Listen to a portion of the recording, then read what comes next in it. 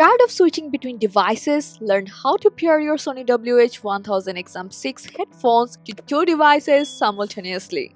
First, you have to connect your headphones to your first devices like you normally do.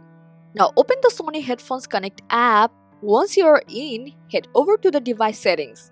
Then choose System, and from here make sure Connect to two devices simultaneously option is toggled on.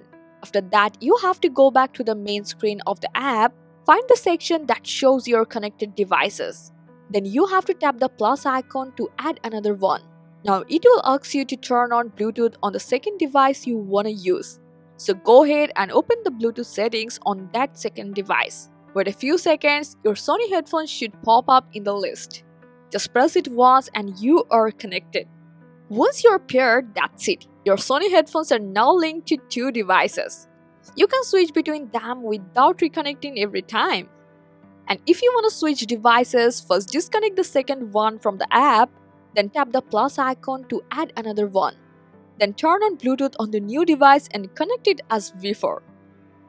Isn't it really easy? I hope this guide helped you a lot. Thanks for watching.